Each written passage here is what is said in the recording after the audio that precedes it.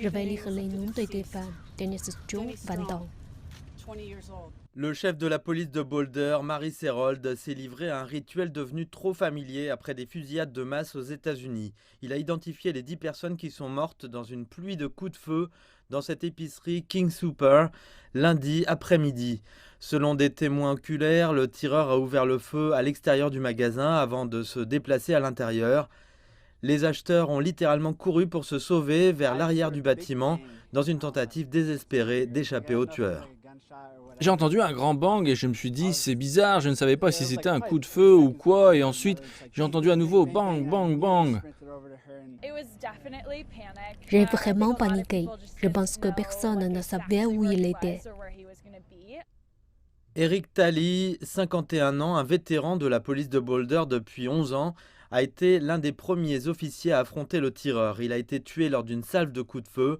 Le suspect, couvert de sang et à peine vêtu, s'est finalement rendu et a été emmené menotté. Le Colorado, qui a vu sa part de massacres au fil des ans, y compris ceux de Columbine et de la salle de cinéma Aurora, est maintenant à nouveau en deuil.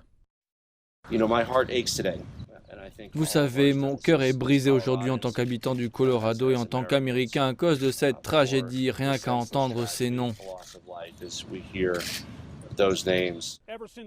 Depuis les fusillades, les gens laissent des fleurs et des messages le long d'une clôture érigée à l'extérieur du magasin qui reste fermé, aussi un rituel après ce genre d'événement.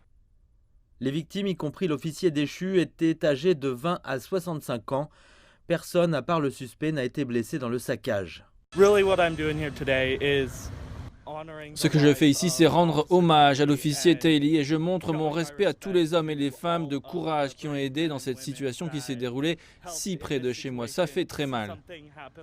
Ahmad Alissa, un résident du Colorado âgé de 21 ans, est en détention et fait face à 10 chefs d'accusation de meurtre au premier degré. Aucun mobile de la fusillade n'a encore été découvert.